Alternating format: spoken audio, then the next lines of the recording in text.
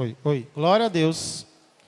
Vamos nesse momento convidar as crianças aqui presentes a saírem para suas classes.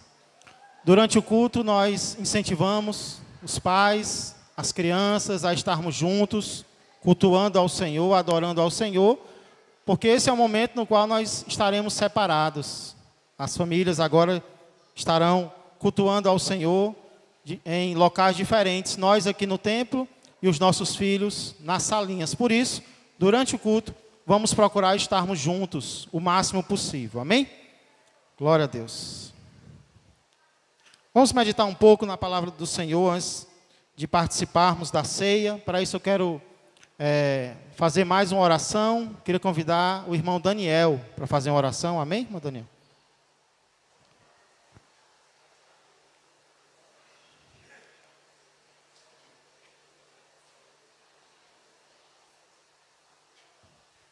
Pai do Senhor, igreja. Amém. Vamos orar. Senhor Deus, eterno Pai, Senhor, como é bom estar na Tua casa, Senhor. Como é bom Te louvar, como é bom Te servir, Senhor. Te peço agora pela palavra, Senhor, que o Senhor possa trazer entendimento a cada um que está aqui essa noite. Assim Te oramos e Te agradecemos, em nome de Jesus. Amém. Glória a Deus. A 48 quilômetros de distância aqui de onde nós estamos, se encontra uma cidade muito conhecida, muito famosa, chamada Redenção. Quem aqui já colocou os pés em Redenção? Levanta a mão. Olha aí, a maioria já visitou essa cidade. E quem aqui lembra por que essa cidade recebeu esse nome? Porque essa cidade recebeu o nome de Redenção. Quem pode me dizer aí? Por causa dos escravos. O motivo, muito bem, vocês sabem, é porque Redenção foi a primeira cidade do Brasil a fazer a libertação dos escravos. A primeira cidade em todo o Brasil, se encontra aqui no Ceará, pertinho da gente, foi a primeira a realizar a libertação dos escravos.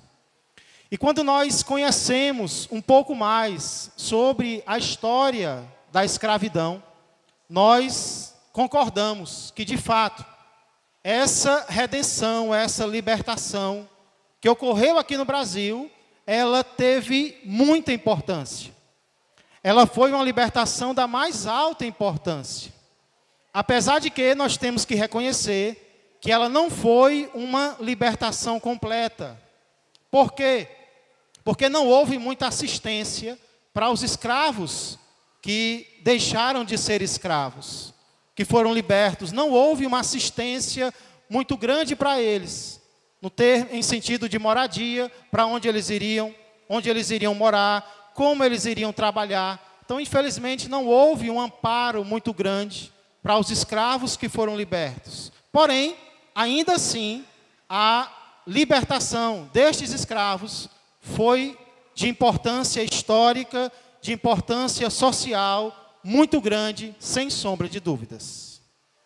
Porém, nessa noite eu quero meditar com você sobre uma redenção que nós podemos considerar ainda maior do que essa que ocorreu no Brasil alguns anos atrás. Uma redenção ainda mais importante, que se chama redenção espiritual. E eu quero meditar com você nela, de acordo com o que o apóstolo Paulo escreveu em um versículo da palavra de Deus, que se encontra lá em Efésios, capítulo de número 1 e verso de número 7. Epístola de Paulo aos Efésios, capítulo de número 1, verso de número 7.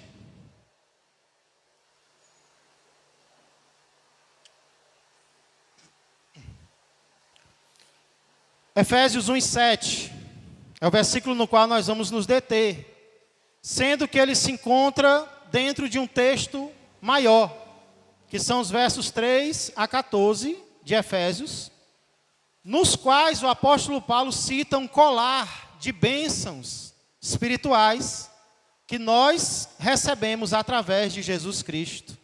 Um colar de pérolas, de bênçãos espirituais. E ele vem citando essas bênçãos, nos versos 3 a 14. Primeira bênção que ele cita é a bênção da eleição. Deus nos escolheu. Primeira bênção. Segunda bênção que ele cita é a bênção da adoção de filhos. Primeiro Deus nos escolheu. Depois ele nos adotou. E aí vem a terceira bênção, que é sobre ela que nós queremos meditar hoje de forma bem breve, antes de participarmos da ceia do Senhor, que é a bênção da redenção.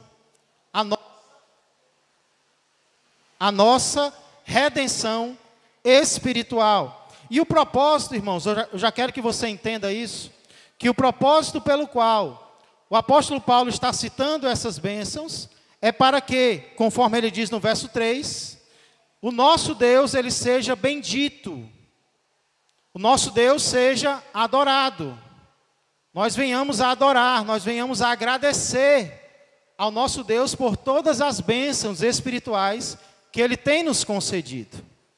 Assim também é com a bênção da redenção.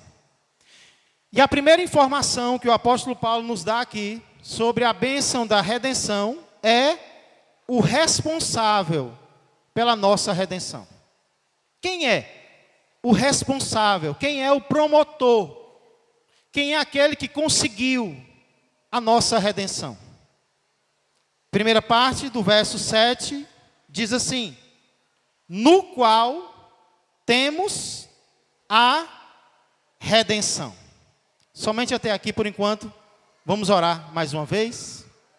Pai amado e Pai querido, nós queremos mais uma vez, Senhor, entrar em Tua presença, para reconhecer que somos dependentes de Ti, para reconhecer que sem a ajuda do Senhor, nós vamos ler a Tua palavra, mas não vamos entender. Sem a ajuda do Senhor, nós vamos ler a Tua palavra e vamos até entender, mas não vamos praticar. E não é isso que o Senhor quer de nós, e não é isso que nós queremos de nós mesmos. Nós queremos ler a Tua palavra, nós queremos entender a Tua palavra, nós queremos praticar a Tua palavra. Por isso, vem nos ajudar, Senhor, vem derramar da iluminação do Teu Espírito Santo sobre as nossas vidas, para que nós nos tornemos mais e mais a imagem do nosso Senhor e Salvador Jesus Cristo, no nome de quem nós oramos e já agradecemos. Amém, amém e amém. Glória a Deus. Glória a Deus. Irmãos, quem é o responsável pela nossa redenção? Quem é o responsável pela nossa libertação? Existe algo de muito diferente entre a libertação que ocorreu no Brasil alguns anos atrás, a libertação dos escravos, e a libertação espiritual, a libertação da qual o apóstolo Paulo está falando aqui. Na verdade, existem muitas diferenças, mas uma delas, uma das principais, é o fato de que a libertação dos escravos, ela não dependeu apenas de uma pessoa. A libertação dos escravos, ela não foi trazida através apenas de uma pessoa, como muitos pensam. Inclusive, lembra que eu disse que a cidade de Redenção foi a primeira do Brasil a libertar os escravos? O que é interessante é que isso aconteceu 4 anos antes da princesa Isabel assinar a Lei Áurea. 4 anos antes de um documento ter sido assinado, oficializando a libertação dos escravos, pessoas já estavam libertando os seus escravos, antes mesmo da Lei Áurea. Então, o que eu estou querendo dizer é que a libertação física de escravos no Brasil, ela não ocorreu apenas através de uma pessoa. A princesa Isabel, com a sua autoridade, ela apenas oficializou aquilo que já estava sendo feito por várias pessoas ao redor do Brasil. Amém? Você está entendendo isso? Várias pessoas estavam sendo responsáveis pela libertação de servos pela libertação de escravos. Porque essa é uma característica da libertação física. O que, pastor? Qualquer um de nós pode se tornar responsável pela libertação de alguém. Qualquer pessoa pode ajudar alguém a se libertar fisicamente. Inclusive nós mesmos. Se hoje você tomar conhecimento de que tem alguém sendo tratado de forma parecida a um escravo, você mesmo pode fazer uma ligação denunciando esses senhores, estes donos de empresa, e você pode ajudar. Isso já aconteceu várias vezes. Pessoas eram tratadas como escravos no interior dos estados, e alguém fez uma denúncia. E essa pessoa que fez a denúncia colaborou, se tornou responsável pela libertação de alguém que estava vivendo como um escravo. Então assim é a libertação física. Várias pessoas podem ser responsáveis pela libertação física de alguém. Porém, eu preciso que você entenda que não é assim com a libertação espiritual. A nossa libertação espiritual não pode acontecer através de qualquer pessoa. Na verdade, a nossa libertação espiritual só pode acontecer através de uma pessoa. E essa pessoa se chama Jesus Cristo. Somente através de Cristo existe libertação espiritual. Foi por isso que o próprio Jesus disse, lá em João capítulo 8, verso 36, se o Filho vos libertar, verdadeiramente sereis livres. Se o Filho, e apenas o Filho, libertar vocês do pecado, verdadeiramente vocês serão livres. Foi por isso que o apóstolo Paulo, em outro lugar, lá em Romanos capítulo 3, verso 24, fala da redenção, da libertação que há em Cristo Jesus. Em apenas um lugar há redenção. E esse lugar é Jesus Cristo. E aqui ele diz, no qual nós temos a redenção. Então só existe um responsável pela nossa redenção espiritual, aqui de acordo com a palavra de Deus. E esse responsável é o nosso Senhor e Salvador Jesus Cristo. Amém? Você concorda com isso? Somente Jesus é o responsável pela nossa libertação. E olha como é chamativa a linguagem do apóstolo Paulo aqui. Eu achei bastante chamativa. Porque é como se Paulo, além de dizer que Jesus é uma pessoa, aqui ele também está, de certa forma, tratando Jesus como se fosse um lugar. É como se, além de ser uma pessoa, Jesus também fosse um lugar no qual nós temos a redenção. Um lugar no qual, se nós estivermos nele, nós temos libertação. Mas se nós não estivermos nele, nós não temos a libertação espiritual. Algo que ilustra isso, pode ilustrar muito bem isso, são as cidades de refúgio do Antigo Testamento. Quem já leu ou ouviu algo em relação às cidades de refúgio do Velho Testamento? Alguém já tinha lido ou ouvido algo a esse respeito? Na lei do Antigo Testamento, Deus ordenou que o seu povo, o povo de Israel, separasse algumas cidades, para que nessas cidades se abrigasse alguém que tivesse matado outra pessoa sem querer. Porque quando alguém matava outra pessoa no Antigo Testamento querendo, aí não tinha perdão para essa pessoa. Era dente por dente, olho por olho, pé por pé, alma por alma, vida por vida, morte por morte. Se matasse querendo, seria morto. Só que às vezes acontecia de um israelita matar outra pessoa por acidente. Eles estavam trabalhando, cortando árvores. De repente, o ferro do machado se soltava e acertava o seu companheiro. Foi querendo? Não, foi sem querer. Matou, tirou a vida, mas não foi intencional. O que essa pessoa podia fazer? Se ela matasse outro sem intenção? Ela podia correr. Correr para a cidade de refúgio. E a palavra de Deus dizia que enquanto esse, que havia matado alguém sem querer, estivesse dentro da cidade de refúgio, o parente do morto não podia se vingar dele. Ah, ele está na cidade de refúgio, ele está protegido, eu não posso me vingar dele, mesmo que ele tenha matado o meu parente. Porém,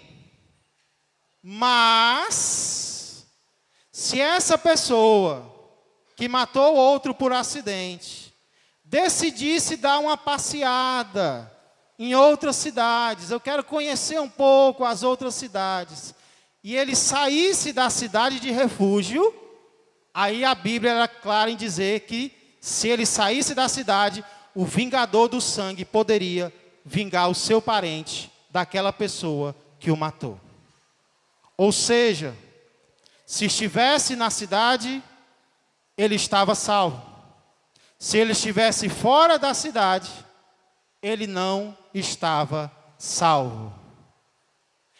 E exatamente assim é com a nossa libertação espiritual. A nossa libertação depende de Cristo. E é como se Cristo fosse um lugar. De forma que, se eu estou em Cristo, eu estou liberto. Mas se eu não estou em Cristo, eu não estou liberto. A minha libertação depende de alguém. A minha libertação depende de uma pessoa. E eu tenho que estar unido a essa pessoa. Eu tenho que estar vivendo com essa pessoa. Eu tenho que estar com Cristo. E Cristo tem que estar comigo. Tem que haver uma identificação entre eu e Cristo, para que nós continuemos sendo libertos. E por que é importante nós entendermos isso, igreja? Porque às vezes as pessoas pensam que a única coisa que eu tenho que fazer para ser liberto do pecado, para ser liberto de Satanás, para ser liberto do mundo das trevas, é vir a Cristo uma vez na vida e pronto. Eu posso até virar as costas para Cristo, que a minha libertação continua valendo. Porque eu já vim a Cristo no passado. Não depende do que eu estou fazendo no presente. Eu continuo liberto. Porém, não é isso que a palavra de Deus está dizendo. O que a palavra de Deus está dizendo é que eu preciso não apenas vir a Cristo, mas eu preciso estar em Cristo. Eu preciso permanecer em Cristo para ser liberto. Se eu estou em Cristo, eu estou liberto. Se eu estou sem Cristo, eu não estou liberto. Portanto, se você está aqui essa noite e você já veio a Jesus, eu queria dizer, continue com Jesus. Continue com o Senhor Jesus no seu coração. Peça a Ele para você nunca virar as costas para Ele. Mas se você está aqui sem Jesus, o que eu digo para você essa noite é: corra. Corra para a cidade de refúgio chamada Jesus. Somente em Cristo há a verdadeira redenção. Somente em Cristo há verdadeira libertação. Somente em Cristo há verdadeira salvação. Se o Filho vos libertar, verdadeiramente sereis livres. Essa, portanto, é a primeira informação que Paulo dá sobre a nossa redenção. Mas aí alguém pode perguntar: pastor, mas por que o responsável pela nossa redenção é Cristo? Por que não outro? Por que não anjo? Por que não Miguel? Por que não Gabriel? Por que não outra pessoa qualquer? Isso nos leva à segunda informação que Paulo nos dá sobre a nossa redenção aqui. A primeira é quem é o responsável, e nós já sabemos que é Cristo.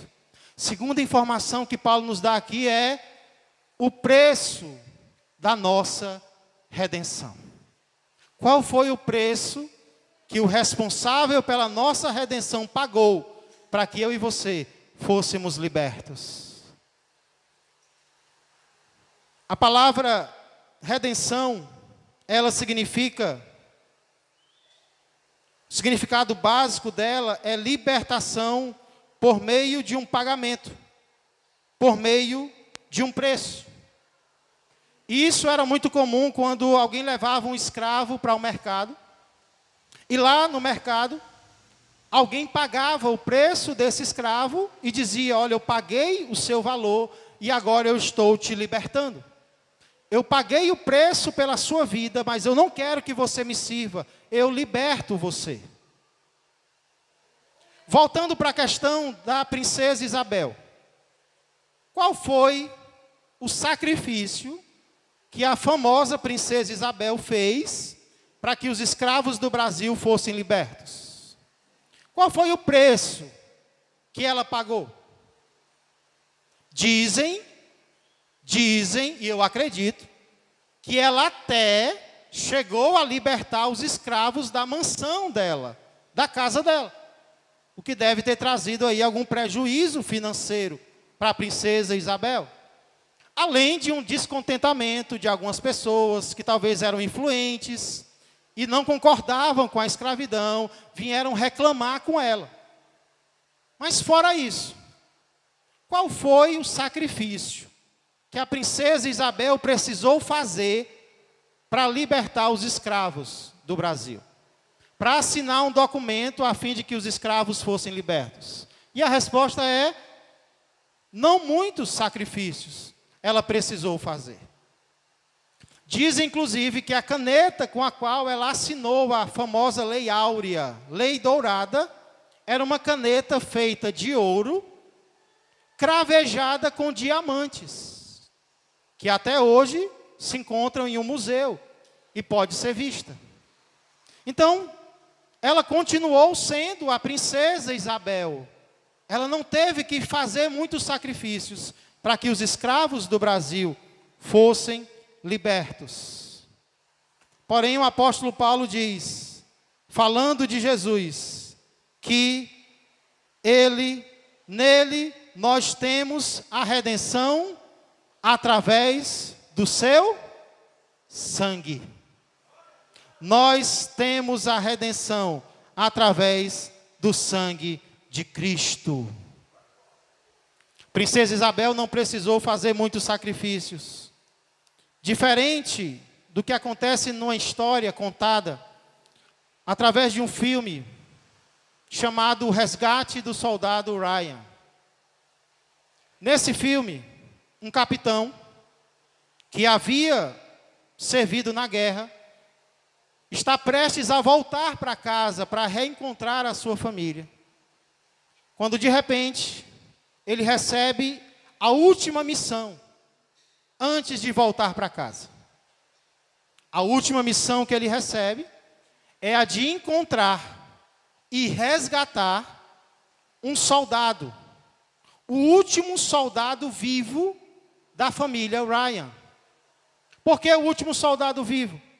Porque esse soldado tinha 3 irmãos. E sem ele saber, os 3 irmãos dele já haviam morrido na guerra. Ele era o último filho da sua mãe vivo. Então, as autoridades americanas decidiram que era muito importante esse soldado voltar para casa, para poder contar a história de uma família que se sacrificou mas um voltou vivo pelo menos. Então o capitão, chamado Miller, já a ponto de voltar para casa, para encontrar a sua família, recebe essa última missão. Mesmo querendo retornar para o seu lar, ele recebe a missão e ele decide cumprir com a missão que ele recebe. Então ele monta um grupo de 7 homens. E esses 7 homens partem em busca do resgate de um soldado que eles sequer conhecem. Eles nunca viram, mas foi ordenado e eles vão atrás do soldado Ryan. O que acontece, porém, é que a jornada não é como eles esperavam. E enquanto eles estão procurando o soldado, coisas ruins começam a acontecer. A tal ponto, do grupo de 7, soldados começarem a perder a vida, enquanto procuram o resgate do soldado que as autoridades tinham ordenado. Finalmente, quando o filme está terminando, baseado em uma história real, o próprio capitão Miller, ele é atingido com um tiro fatal. E quando ele está morrendo, sabendo que vai morrer, já tendo encontrado o soldado que ele tinha ido buscar, trazendo de volta para sua casa, o soldado se aproxima do ouvido dele e antes de morrer ele sussurra: por favor, faça por merecer. E ele morre. Meus irmãos, minhas irmãs, o nosso resgate, ele também custou caro para o capitão da nossa salvação. O meu resgate e o teu resgate custou a vida do nosso capitão. Custou o sangue. Ele morreu no meu lugar e no teu lugar. Só que diferente da história do filme, Jesus não veio nos resgatar com um grupo. Jesus veio nos resgatar sozinho, pendurado em uma cruz, abandonado pelo seu próprio Pai. Diferentemente do capitão do filme, Jesus não derrama um sangue sujo de pecado de quem já merece morrer porque é pecador. Jesus derrama um sangue puro, um sangue perfeito, um sangue sem mácula, como o próprio apóstolo Pedro diz, lá em 1 Pedro 1, versos 18 e 19, sabendo que não foi mediante coisas corruptíveis, como a prata e o ouro, que fostes resgatados do fútil procedimento que vossos pais vos legaram, mas pelo precioso sangue, como de cordeiro, sem defeito e sem mácula, o sangue de Cristo. Nós não fomos libertos. A nossa redenção não foi comprada por um preço qualquer, não foi por um sangue qualquer, não foi por uma vida qualquer, foi pela vida da única pessoa perfeita que já pisou nesta terra, o sangue do nosso Senhor e Salvador Jesus Cristo.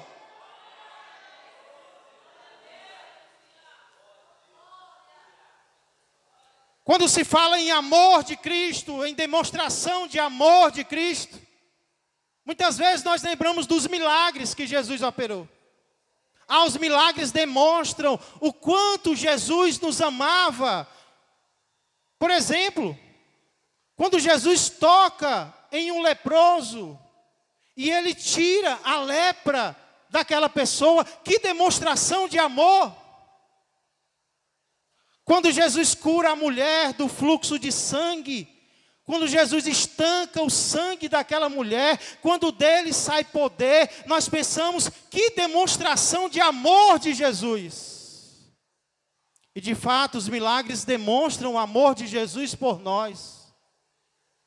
Mas não são os milagres que mais demonstram o quanto Jesus nos amou. Foi a morte dele na cruz, a maior demonstração de amor dele por mim e por você.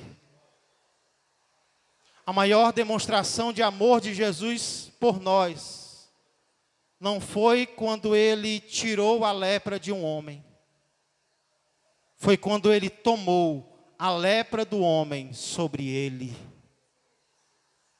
Foi quando ele tomou a minha lepra, foi quando ele tomou a tua lepra, o meu pecado e o teu pecado. Eu vou tomar sobre mim e eu vou pagar na cruz aquilo que você merecia pagar. A maior demonstração de amor não foi quando Jesus estancou o sangue de uma mulher. A maior demonstração de amor foi quando Jesus não estancou o seu próprio sangue, que estava sendo derramado por causa das suas feridas. Ele poderia ter parado com aquele sofrimento, mas ele não parou. Ele não estancou com o sangue dele mesmo. Ele deixou ser derramado por amor a mim e por amor a você. A maior demonstração de amor de Jesus não foi quando ele deixou que uma mulher o tocasse e dele saísse poder. A maior demonstração do Mestre foi quando ele permitiu que o tocassem e dele saísse sangue. É por isso que eu e você devemos ser gratos ao Senhor pelo seu sangue que foi derramado em nosso lugar. Mas sabe o que é interessante?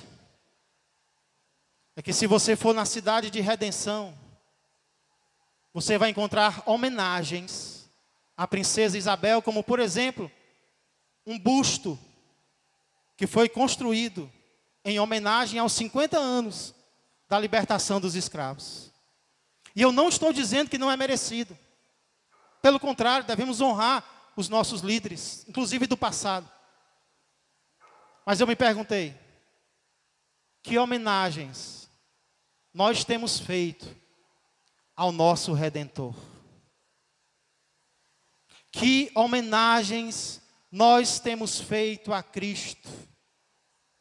Lembra porque Paulo está falando sobre a nossa redenção aqui? É para que o nome de Deus seja bendito. É para que o nome de Deus seja adorado. É para que o nome de Deus seja glorificado. Se nós fomos libertos pelo Senhor e nós não estamos bendizendo ao Senhor com os nossos lábios, se nós não estamos bendizendo ao Senhor com a nossa vida, nós não estamos homenageando aquele que derramou o seu próprio sangue para me salvar e para te salvar. Será que nós temos feito por merecer o que Jesus fez por nós? E eu digo não. Porque nós nunca vamos conseguir fazer por merecer aquilo que Jesus fez por nós. Nunca nós vamos merecer a obra de Jesus por nós. Mas nós podemos fazer algo. Nós podemos pelo menos agradecer e procurar viver uma vida diferente daqui para frente, lembrando daquilo que Ele fez por mim e por você. Você lembra o sangue que Ele derramou no teu lugar? Pois decida viver uma vida diferente daqui para frente. Às vezes a gente pensa muito no que Jesus vai fazer se eu obedecer. O que Jesus vai fazer se eu desobedecer. E devemos pensar porque a Bíblia fala sobre isso. Mas o nosso coração deve estar mais cheio, não é do que Jesus vai fazer, é do que Jesus já fez por nós, em nosso lugar.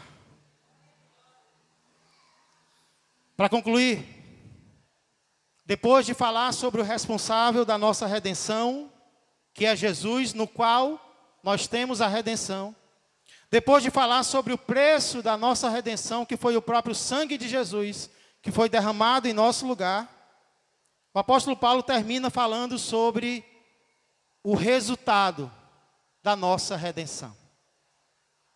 Na continuação do versículo, Paulo diz: a remissão dos nossos pecados. Deixa eu ler o verso inteiro. Efésios 1:7 diz: no qual temos a redenção, Ele é o responsável. Pelo seu sangue, isso é o preço. Agora olha a consequência. A remissão dos nossos pecados. Remissão é só outra forma de dizer perdão. A consequência da nossa libertação, sabe qual é?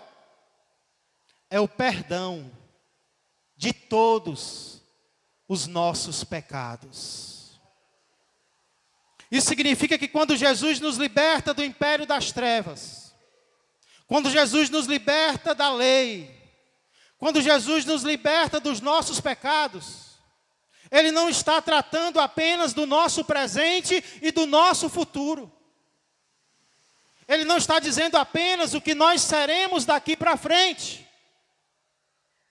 Quando Jesus nos liberta do pecado, Ele está tratando também do nosso passado. Na verdade, de todo o nosso passado. Ele está liquidando a nossa dívida. Ele está perdoando todas as nossas iniquidades. Essa é a consequência que eu vejo aqui da libertação. E está tudo incluído num pacote só. Redenção, sangue, remissão de pecados, que é perdão. Tanto é que na língua grega, a língua na qual Paulo escreveu esse versículo, as palavras redenção, sangue e perdão começam com a mesma letra. É como se Paulo quisesse que nós entendêssemos que está tudo relacionado. Uma coisa depende da outra, uma coisa está relacionada à outra. Redenção pelo sangue traz remissão, perdão de pecados. É a consequência que nós temos através de Jesus Cristo. Quem aqui precisa ser perdoado por Deus? Eu comecei essa mensagem falando de um lugar. E eu perguntei quem já tinha ido para esse lugar. E muitos levantaram a mão, indicando que já haviam estado lá. E agora eu queria fazer outra pergunta sobre outro lugar. Quem aqui reconhece que já esteve em lugares onde não deveria estar? Quem aqui já esteve em lugares onde não deveria estar? Quem aqui já fez coisas que não deveria fazer? Quem aqui já disse palavras que não deveria dizer? Quem aqui já teve pensamentos que não deveria ter tido? Pois é exatamente isso que a Bíblia diz que o pecado é. O pecado é eu fazer o que eu não deveria fazer. O pecado é eu pisar onde eu não deveria estar. Pecado é eu pisar errado. É eu ir onde eu não deveria ir. Todos nós já estivemos onde não deveríamos estar. E é aí que entra o Evangelho.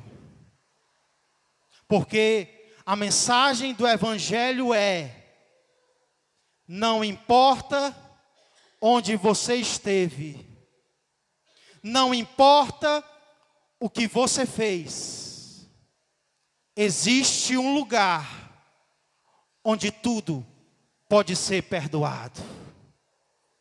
Existe um lugar no qual, para onde você for, você encontrará perdão. O lugar no qual você pode encontrar a remissão de tudo aquilo que você fez, que não deveria ter feito. E esse lugar se chama Jesus Cristo.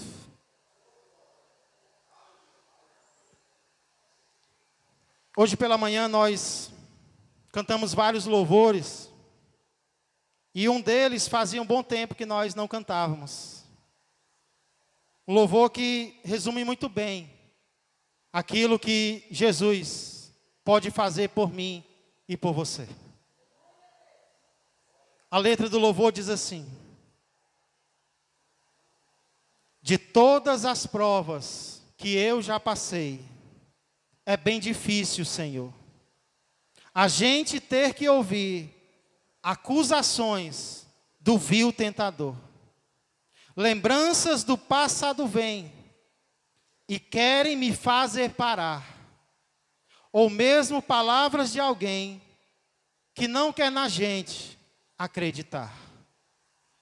E quase parando, sem força e vigor, a gente lê a palavra. E encontra bastante poder para vencer e continuar a jornada. E vê que o passado ficou para trás, pois Cristo na cruz tudo já venceu. E sabe que dele não lembra mais, eu canto para a glória de Deus.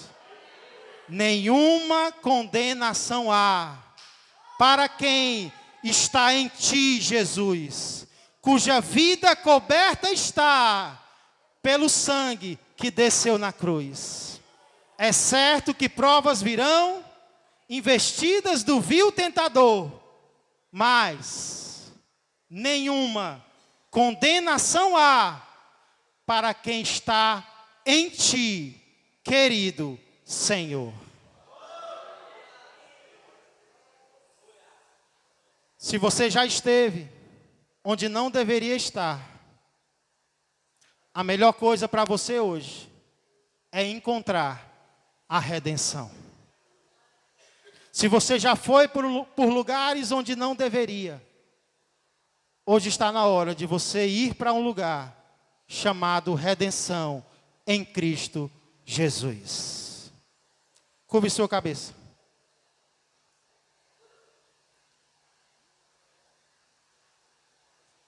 Eu queria nesse momento perguntar se tem alguém aqui em nosso meio que reconhece que tem feito o que não deveria fazer.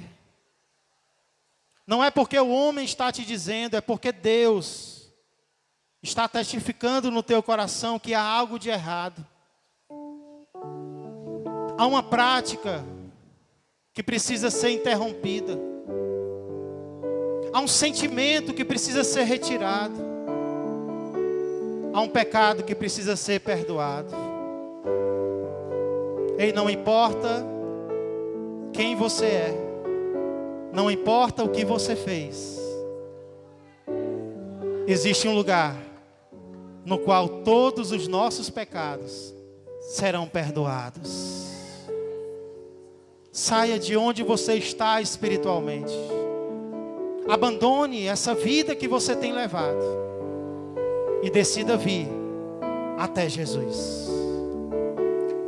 Talvez você estava sem Cristo essa noite, mas hoje você pode estar nele, no qual você pode sair daqui essa noite dizendo: no qual eu tenho a redenção, no qual eu tenho a libertação, no qual eu tenho o perdão de todos os meus pecados. Aleluia. Enquanto nós estamos louvando um cântico, se tem alguém querendo vir a Jesus para encontrar libertação de pecado, talvez você pense: pastor, mas o meu pecado foi tão grave, a minha vida foi tão errada. E talvez você está certo. Os nossos pecados são muito graves, mas eles não pesam mais do que o sangue do Cordeiro, que nos limpa de todo o pecado. Deixa o Espírito Santo passar o sangue de Jesus hoje no teu coração. Se o Filho vos libertar, verdadeiramente sereis livres. Se você está aqui essa noite e já está em Cristo, o que é que você está fazendo que não está homenageando a Ele? O que é que você está fazendo que não está adorando a Ele? O que é que você está fazendo que não está agradecendo a Ele pelo sacrifício dele na cruz? o qual faz com que nenhuma acusação haja mais em relação a mim e a você. Se você quer, vem até o altar tomando uma decisão esta noite. Depois nós iremos cear. Receba o perdão de Deus.